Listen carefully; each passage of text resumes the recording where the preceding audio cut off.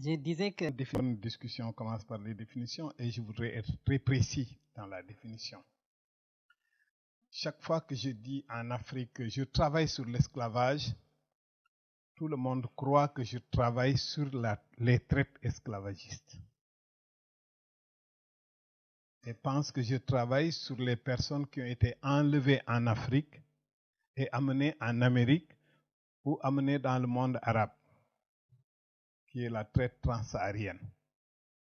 Et je dois toujours préciser que l'esclavage, c'est un phénomène universel qui est connu dans toutes les sociétés humaines, que ce n'est pas seulement l'esclavage des colonies d'Amérique qui est la seule forme d'esclavage, que ça a existé dans toutes les sociétés humaines, y compris en Afrique, en Europe, en Asie, partout, et toutes les populations du monde, quelle que soit leur couleur de peau et leur nationalité aujourd'hui, ont connu l'esclavage, ont été mis en esclavage, qui est pour aller vite le fait de priver quelqu'un de sa liberté par un acte de violence. Il n'y a pas d'esclavage sans violence, ça n'existe pas.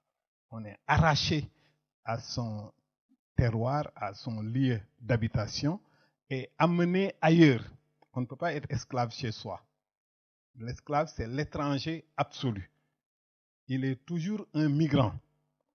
Et on parle aujourd'hui beaucoup de migration, je vais y revenir tout à l'heure, mais la traite des esclaves, c'est une migration forcée. Et c'est cet arrachement par la violence qui est l'acte qui démarre la mise en esclavage. Quand l'acte est produit, celui qui est pris n'est pas encore un esclave. Tout au plus, c'est un captif. Il est en captivité. Mais quand on est en captivité, ça ne signifie pas qu'on est esclave. Sinon, tous les gens qui sont dans les prisons étaient des esclaves. Ce qui n'est pas le cas. Donc, on est en captivité. Démarre un processus qui est très long de transformation de la personne libre en esclave. Peu importe où on l'amène. Peu importe quelle est la couleur de sa peau. Peu importe quelle est sa position sociale. Il pouvait être un roi, il a perdu une guerre, on l'amène. Il pouvait être un palefrenier, on lui enlève son cheval, on le jette et on l'embarque et il est parti dans le processus de captivité. Et il y a là, se met en place une machine de fabrication de l'esclave. C'est un processus. Malheureusement, le mot français esclavage décrit un état. C'est pourquoi je préfère le mot enslavement qui décrit un processus. Processus de dépersonnalisation. Il n'y a pas un esclave qui continue de porter son nom. On change rapidement son nom. Et puis, on le déshumanise par la violence. Et on le désocialise et surtout on le démémorise. Il faut enlever sa mémoire parce que celui qui garde sa mémoire encore n'est pas un esclave. C'est pourquoi le meilleur captif qu'on peut rapidement amener à l'esclavage, c'est un enfant. Parce que sa mémoire n'est pas encore suffisamment formée. Donc, on le met dans ce processus et une fois devenu, entré dans le processus jusqu'à un certain point, on peut dire que maintenant, il est esclave. Mais pour moi, c'est un processus qui est infini. Puisque l'être humain, par définition, je ne peux pas le démontrer, mais je le sens, il a toujours cette volonté d'être libre, quelle que soit la condition dans laquelle vous le mettez. Vous pouvez lui appliquer la violence la plus extrême, le transformer le plus radicalement, il gardera toujours ce que les Grecs appelaient le thymos, quelque chose qui fait qu'il a envie d'être libre et qu'il est prêt à se battre pour sa liberté. Et les esclaves, souvent, c'est une bataille de mort ou de vie. Toutes les révolutions anti-esclavagistes ont pour slogan la liberté ou la mort. Parce que ce qui se joue, c'est la vie elle-même qui va se jouer à ce niveau. Donc c'est ça que j'appelle esclavage. C'est différent de la traite des esclaves. La traite des esclaves, c'est un commerce de captifs. Quand les gens viennent d'être arrachés à la liberté, qu'ils sont en captivité, qu'on les amène dans un autre espace qui n'est pas l'espace auquel ils sont habitués. Ce commerce-là, c'est ça qui est la traite. Souvent, il est échangé contre un produit. Et celui qui l'échange sait qu'est-ce qu'il va chercher. Donc les deux systèmes qui échangent connaissent les produits qu'ils veulent échanger. C'est ça qui le distingue de la troque ou du troc.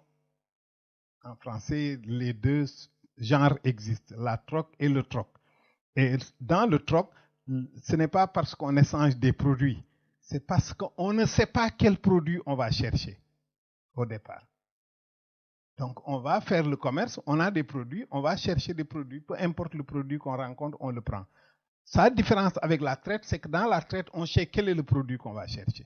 On fait la traite de la gomme, on quitte les Pays-Bas, on va au Ghana actuel et on va chercher de la gomme. Ou peut-être pas au Ghana si on cherche de la gomme. On va dans la Mauritanie pour chercher de la gomme. On sait quel est le produit qu'on va chercher et on sait quel est le produit qu'on amène. On peut faire la traite de la gomme, la traite de l'or, mais c'est toujours un commerce de longue distance. Et c'est dans ce cadre qu'on a fait aussi la traite des captifs. Et malheureusement, il est arrivé que la traite, la migration forcée de population la plus énorme dans l'histoire, c'est la traite atlantique. Et c'est ça qui fait qu'aujourd'hui, il y a une confusion. Tout le monde pense, quand on dit esclavage, tout le monde pense à la traite atlantique.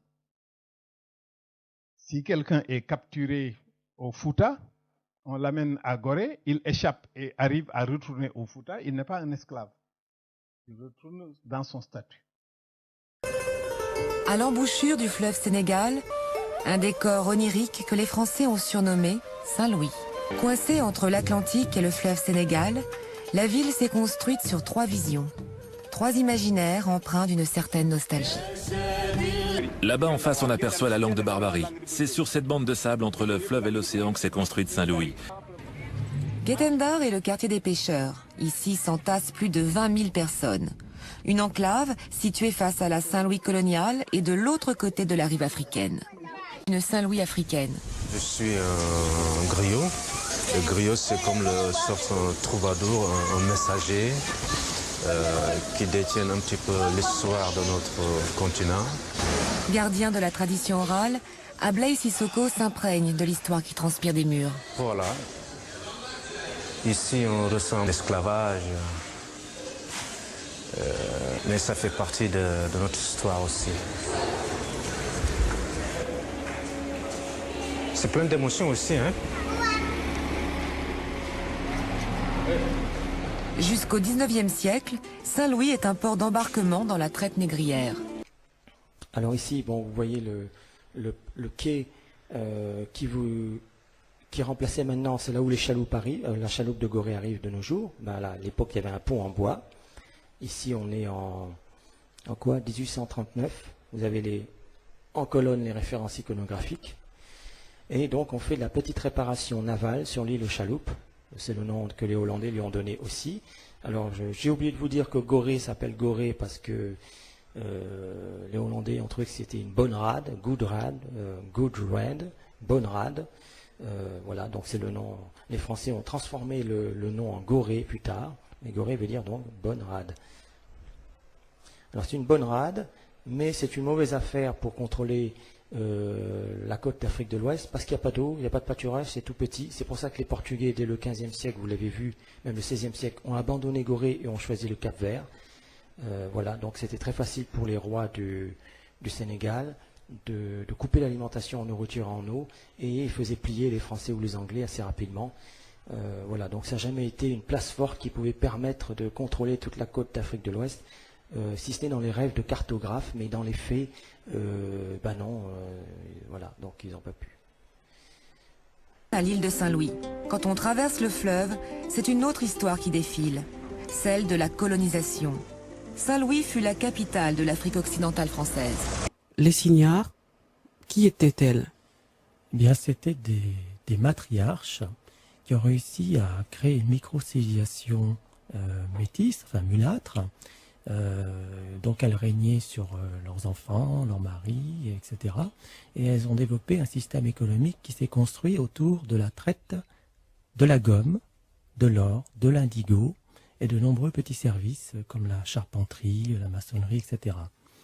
elles doivent leur fortune à cela. Au XVIIe siècle, c'était plutôt les cuirs et les cotonnades qui étaient sur la petite côte du Sénégal et malheureusement industries qui ont été détruites par la France qui est arrivée et qui a commencé à installer la guerre en donnant des armes aux uns aux autres pour justement pouvoir acheter des prisonniers de guerre.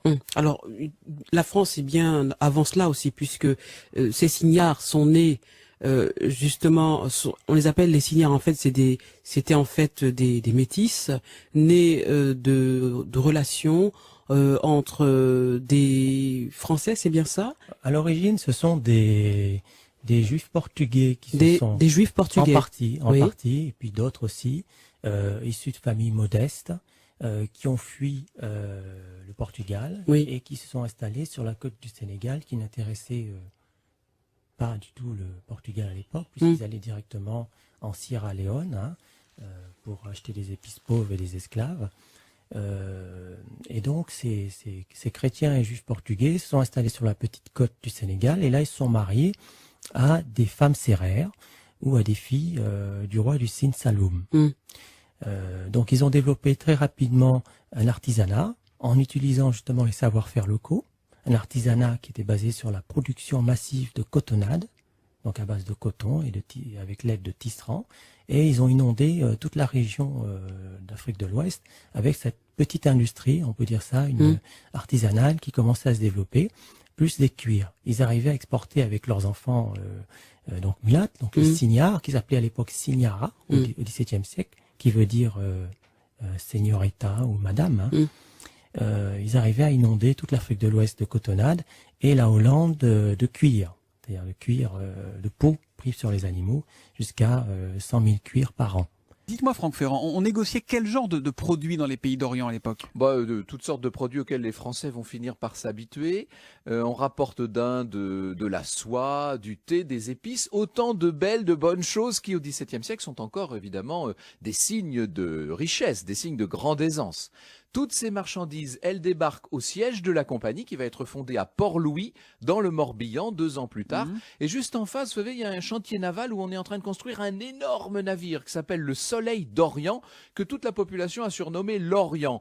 Eh bien, c'est comme ça que le nom de la ville va changer. Ça va devenir la ville de l'Orient, qui est pourtant très occidentale. À partir de la construction d'un navire, c'est marrant. Exactement, c'était le nom d'un navire au départ. Eh bien, l'Orient va prospérer grâce à la Compagnie des Indes. Et c'est par ce port, entre autres, que transitera plus tard au XVIIIe siècle le fameux bois d'ébène. Mais s'il traverse l'Atlantique, c'est déjà très long. Déjà, rien que la traversée de l'Atlantique, avec toute la violence qui l'accompagne, vous avez le temps d'être déjà transformé et traité souvent en cheptel, comme un animal. Il y a une tentative de transformation. Aristote a fait de bons développements dessus parce qu'il était dans la société athénienne.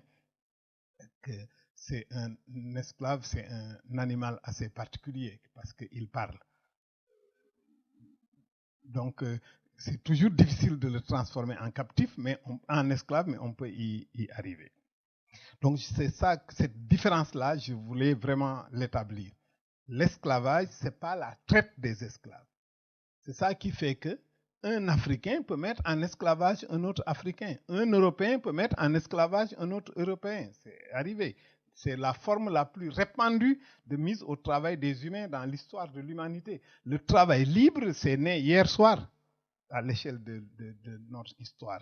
Et encore aujourd'hui, il y a beaucoup de gens qui sont soumis à l'esclavage dans les sociétés contemporaines. Donc cette distinction est très importante à faire entre esclavage et traite des esclaves. Moi, j'allais même dire traite des captifs, pour être plus précis. Parce qu'on est simple, justement, juste en captivité. Alors, je voudrais ici aussi partager avec vous le cheminement qui m'a conduit à l'étude des traites esclavagistes et des esclavages en Afrique. Et aujourd'hui, depuis toujours du reste, je travaille plus sur l'esclavage en Afrique, pas l'esclavage en Mississippi, ni en Bagdad, chez les singes. Particulièrement, j'étais à Boston et j'étais dans un hôtel. Et le matin, j'étais au restaurant. Et la personne qui nous servait pour le petit déjeuner est venue tout près de moi et elle m'a dit « Je suis content qu'il y a quelqu'un d'entre nous parmi eux. » C'était une phrase très énigmatique pour moi qui venait du Sénégal et d'une tradition francophone. Cette personne, si je vous la décris, je peux aller pour aller vite, je dois dire, elle était afro-descendante dans le vocabulaire américain. Et elle a dit, bien, je suis content qu'il y a quelqu'un d'entre nous parmi eux. Je considère que j'étais le seul noir dans les personnes qui prenaient le petit déjeuner à l'hôtel. Donc je voyais une catégorie qui permettait d'identifier une personne et de construire une identité d'appartenance à partir de la couleur de la peau. Donc elle, celle qui m'a dit cette phrase, elle considérait qu'elle et moi, on appartenait au même groupe et que j'occupais une position peut-être privilégiée d'être parmi les gens qui étaient servis, mais que ça lui donnait une satisfaction. J'ai dit, bon, si je reconstruisais, si je reconfigurais les identités ici, peut-être même que je serais de l'autre camp et qu'elle, elle n'est pas dans le même camp que moi. Et je découvrais progressivement combien était importante et combien était important le facteur de couleur de peau dans l'identification des personnes aux États-Unis. Y compris même quand vous n'appartenez pas dans la même classe sociale, vous pouvez être intégré dans un groupe d'appartenance qui se fondait sur la couleur de la peau. Donc ce facteur avait joué un rôle extrêmement important dans la construction des États-Unis d'Amérique. D'autant que ce n'était pas la première fois. La première fois que j'ai eu la catégorie comme identification, c'est dans l'avion même où on m'a donné une fiche à remplir. On m'a dit de dire si j'étais caucasien, latino, africain-américain ou autre. Et moi, j'avais mis à autre, ma race, c'était humain. Ça fonctionne dans les mémoires. Mais comment les historiens doivent adresser cette question? Est-ce que les historiens doivent suivre ces mémoires qui sont construites ou bien ils doivent dire aux gens pourquoi ils s'identifient comme ça? Et à quoi ça sert d'être identifié comme ça? Quelle est sa fonction et à quoi cela sert? C'est ça qui m'a amené, moi qui travaillais sur les prisons, à dire « Ah, mais je vais regarder comment les gens écrivent sur l'histoire de l'esclavage, sur l'histoire des traites esclavagistes chez les Africains. » Et j'ai proposé ça pour le congrès des historiens africains. J'ai fait mon résumé très rapidement, très naïvement en historien. J'ai écrit un résumé de 15 pages et avec un titre « Lecture africaine de l'esclavage et des traites esclavagistes » et j'ai envoyé. C'était accepté. Et je suis arrivé au colloque et on m'a donné la parole à mon panel qui se déroulait assez particulièrement parce que c'était un amphithéâtre rempli de personnes. Et j'ai fait ma présentation et c'était le 11 septembre 2001. J'ai fait ma présentation qui a déclenché une très vive polémique à ma très grande surprise. J'étais très surpris. Et ceux qui portaient le plus la charge, c'était ceux qui m'avaient enseigné l'histoire, comment on fait l'histoire. Je ne comprenais pas pourquoi il était aussi dur avec moi de dire que oui, tu t'introduis dans un sujet que tu ne maîtrises pas, tu n'as rien compris, et de suite. Mais j'étais à la table en m'interrogeant, qu'est-ce que je dois faire? Est-ce que je dis, je n'ai rien compris, je m'excuse? Ou est-ce que je dois vraiment dire ce que je pense réellement et être attaquant comme j'ai l'habitude d'être? Finalement, j'ai choisi de dire, bon, je vais mettre moi aussi mes bazookas et je vais tirer comme tout le monde. Alors, l'idée que j'avais dit, c'était simplement de dire que les lectures que j'avais faites des travaux des Africains, des historiens en particulier, c'est que souvent, ils avaient accepté les mémoires. Deuxièmement, ils avaient accepté des facteurs qui étaient utilisés par les fabricants de l'esclavage eux-mêmes, les dominants dans le système esclavagiste, quel qu'il soit, que ce soit l'esclavage en Amérique, l'esclavage en Afrique ou l'esclavage partout ailleurs, les historiens avaient tendance à accepter les facteurs que les esclavagistes utilisaient, ils les ont acceptés comme valables pour construire l'histoire. Deuxièmement, la façon d'étudier la traite des esclaves, ça m'avait un peu étonné, qu'on l'étudie seulement au moment du contact entre les compagnies européennes et le moment où ils achètent les esclaves. Comme pour le dire, je le dis souvent dans mes cours à l'université, je dis que ce que je regarde concrètement, c'est que j'ai l'impression que quand en Afrique on parle des traites esclavagistes, je ne dis pas esclavage, mais des traites esclavagistes, j'ai l'impression que les esclaves tombent du ciel sur Gorée, qu'ils ne viennent pas de l'intérieur. Et si on veut vraiment comprendre le phénomène, et le comprendre est très important pour nos sociétés, il faut regarder toute la chaîne. Il ne faut pas regarder le maillon final de la chaîne, vous n'aurez rien compris. Vous pouvez, bien sûr, attaquer les Européens, vous les appelez blancs, c'est votre problème, mais vous pouvez les attaquer et dire que vous êtes victime. Ça, c'est le schéma le plus simple et le plus facile. Mais vous pouvez le rendre plus complexe en regardant toute la chaîne. Et là, si vous regardez toute la chaîne, vous avez la chance d'échapper aux mémoires. C'était ça ma position, donc, qui mettait en responsabilité, bien sûr, l'initiative de la traite atlantique. Les bénéfices de la traite atlantique ont été pour l'Europe.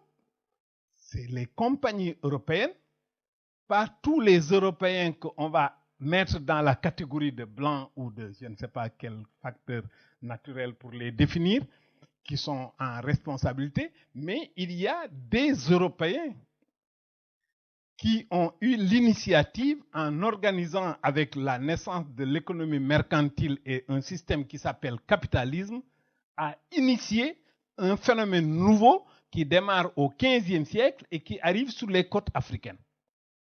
Mais cette initiative qui a largement bénéficié à l'Europe, qui a participé vigoureusement à son développement en forçant à la migration les Africains sur l'Amérique, est impossible entre le XVe et le XVIIIe siècle sans qu'il y ait des segments des sociétés africaines qui participent à la production du système.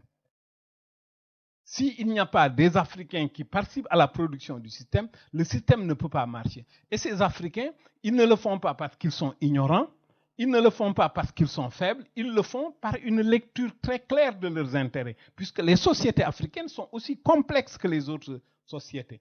Si vous acceptez que vos sociétés ne sont pas aussi complexes, que simplement que vous étiez là au XVIIe siècle, des gens sont venus dans les villages ramasser les gens et les amener en Mississippi, vous décrivez vos sociétés comme des sociétés ineptes, hors de l'histoire, et vraiment, j'avais utilisé le mot, si vous considérez que vos ancêtres sont idiots, moi je considère que mes ancêtres ne sont pas idiots. Ils sont très intelligents, ils ont eu à être impliqués dans un processus historique où ils avaient leur propre agency, ils avaient leur propre agenda, et c'est ça qu'il me faut comprendre. Justement, pour sortir, puisque le système qui a été mis en place au XVe siècle se poursuit jusqu'aujourd'hui.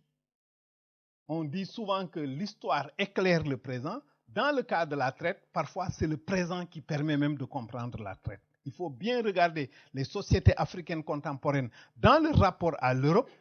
Et justement, on pourra le discuter sur les migrations actuelles. Donc les migrants, ce n'est pas seulement les personnes. Il y a d'autres migrants qui sont invisibles et dont on ne parle pas.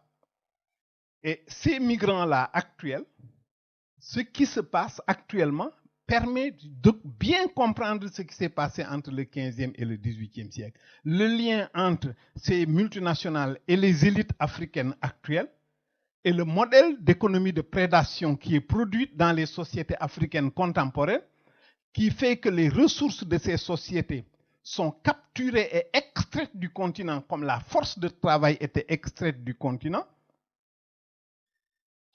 qui n'est plus consacrée à l'éducation, qui n'est plus consacrée à la santé, qui ne donne plus des emplois. Ces multinationales qui détruisent ces sociétés en connivence avec les élites africaines provoquent les migrants actuels, qui sont des migrants volontaires, entre guillemets. Alors qu'entre le 15e et le 18e siècle, le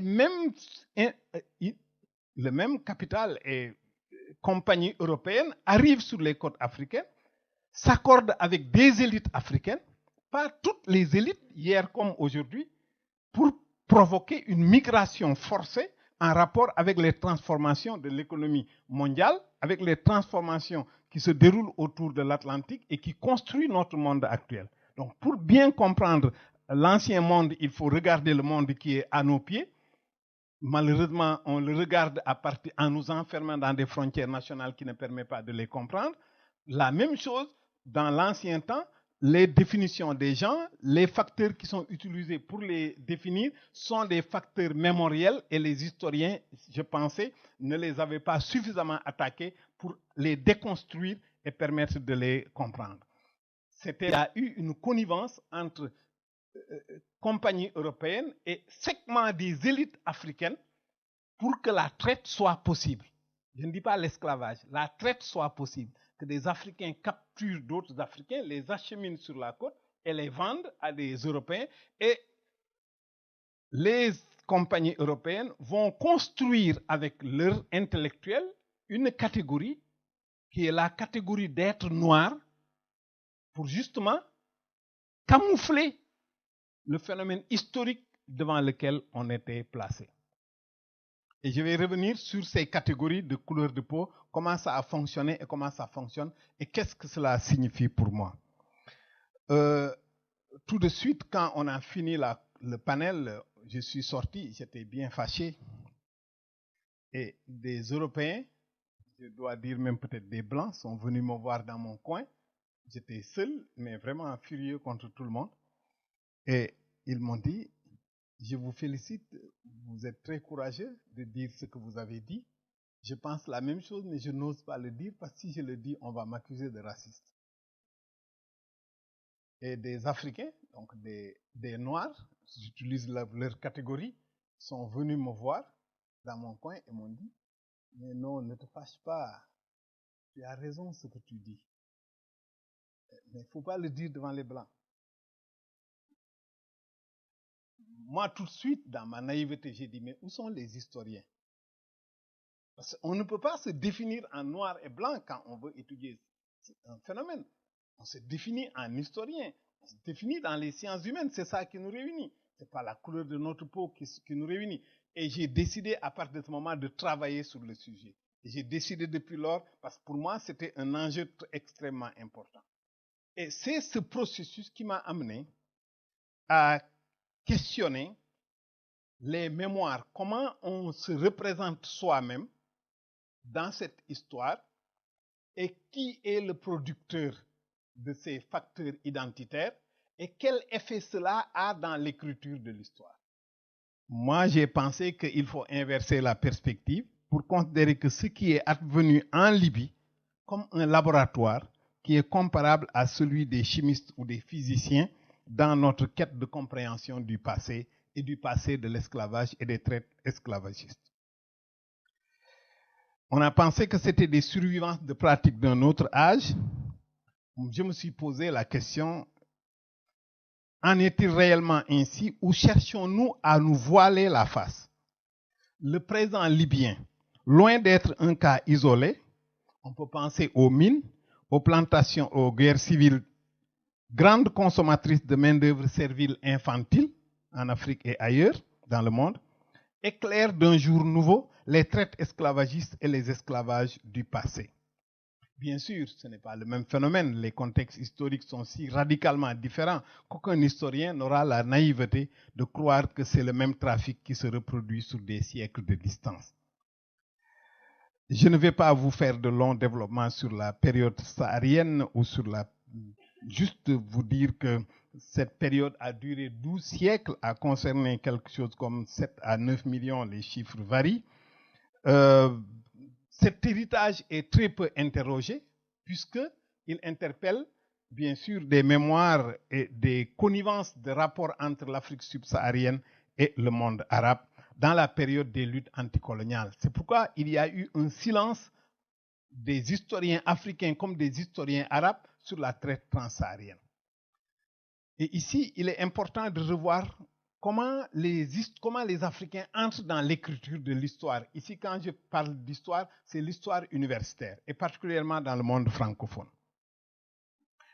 C'est au lendemain de la Deuxième Guerre mondiale que véritablement les premiers historiens africains universitaires commencent à s'interroger sur l'histoire de l'Afrique.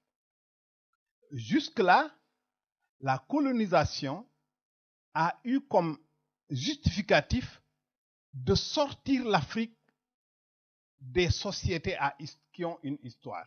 L'historicité des sociétés africaines, la négation de l'historicité des sociétés africaines a été un puissant instrument de la colonisation. Il n'y a pas d'histoire en Afrique. Si vous prenez le modèle hegelien de l'histoire, de lever du soleil jusqu'à son coucher, le soleil n'est pas passé en Afrique. L'Afrique, aussi loin que l'on remonte, est restée à l'état ethnologique, toujours égale à elle-même et fixe, et embourbée dans la nature. L'esprit ne s'y développe pas, au sens hegelien du terme. Alors, il faut s'interroger sur cette conception-là et quel effet cela va avoir. Les historiens africains, la première tâche qu'ils se sont donnée, c'était de remettre l'Afrique dans l'historicité. Mais ça, c'était un besoin du mouvement anticolonial, de déconstruction de l'idéologie coloniale. C'était un besoin pour accompagner le mouvement anticolonial. La colonisation a dit l'Afrique n'a pas d'histoire. Les historiens africains vont dire l'Afrique a une histoire. Mais quelle histoire? Il fallait que cette histoire soit le plus identique possible de l'histoire de l'Europe. L'Europe avait imposé le modèle d'histoire qu'on devait écrire. Et personne ne s'est interrogé sur sa déconstruction que très récemment. Et cette histoire, elle était une histoire chronologique, linéaire, et qui était bâtie sur le modèle de Antiquité, Moyen-Âge, temps moderne. Antiquité, bien sûr, tous les Européens, y compris les Norvégiens et les Islandais, ont leurs ancêtres en Grèce et à Rome. C'est vraiment la mémoire plate. Donc, on est allé rechercher ses ancêtres le plus loin possible dans l'Antiquité, Rome et Grèce. Quel est le challenge des historiens africains? C'est de trouver quelque chose qui ressemble exactement à ça, de plus ancien ou au moins aussi ancien, aussi brillant, avec les mêmes possibilités d'écrire son histoire. Parce qu'à l'époque, l'histoire n'avait pour source que l'écriture. Il n'y avait pas d'autres sources. Les sources orales étaient disqualifiées. Un peu l'archéologie était acceptée. Mais les historiens africains vont trouver dans l'Égypte, qui est en Afrique, le modèle même parfait. Parce qu'il est plus ancien que Rome et la Grèce, et que même il a enseigné à Rome et à Grèce les sciences. Ils ont construit une brillante civilisation. Il s'agissait simplement de démontrer que cette civilisation avait donné naissance à l'histoire de l'Afrique. Et quand les Européens, un Norvégien dit « Moi, mes ancêtres viennent c'est Démosthène, le 4e siècle grec », que moi, je puisse dire mes ancêtres, c'est Akhenaton, qui est plus ancien et plus aussi brillant. Et ils l'ont fait et très bien fait, les historiens africains de cette période. Et c'était pour accompagner le mouvement anticolonial, remettre l'Afrique dans l'histoire. Ils vont le faire et le réussir très bien. Et un des plus grands défenseurs de cette ligne, c'était Cheikh Anta Diop, un Sénégalais qui est la personne éponyme de notre université. Donc l'histoire qui va s'écrire également aura ceci de particulier.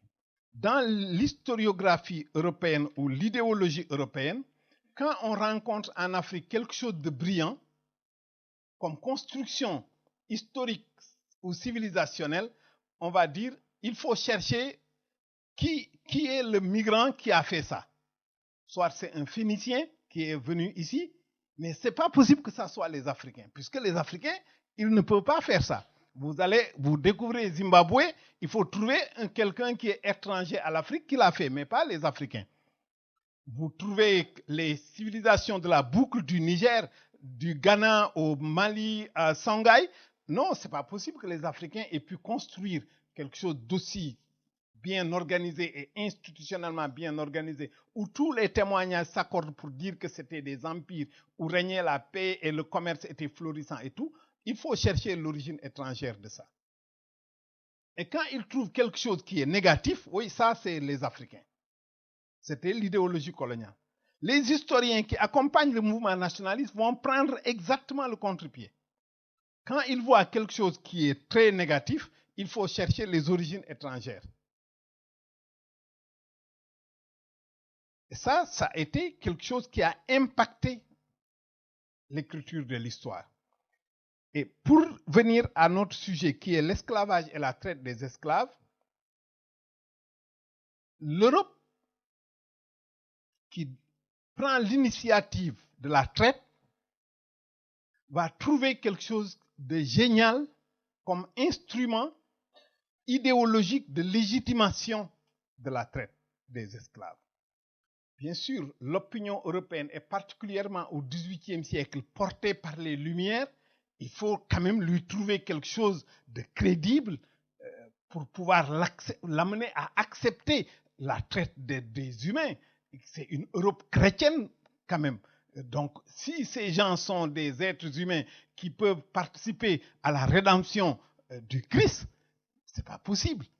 Maintenant, si on prend les humanistes des Lumières, même s'ils sont athées, c'est des humanistes et il faudra leur démontrer pourquoi on doit soumettre ces gens à une si forte violence qui dénie notre humanité. Il faut trouver une explication. Il faut amener un facteur qui va jouer un rôle décisif dans la construction de l'autre pour légitimer la domination que je lui impose. Et la meilleure façon pour le faire accepter, et c'est une des conclusions à laquelle j'arrive, c'est que le meilleur système de domination, c'est le système de domination qui expulse le rapport de domination de l'histoire. Il ne faut pas que ça soit historique. Il faut le transformer en un rapport naturel ou en un rapport religieux. Si vous arrivez à faire que les dominants acceptent que ce qui les domine ne vient pas de l'histoire, parce que quand ça vient de l'histoire, vous pouvez le détruire.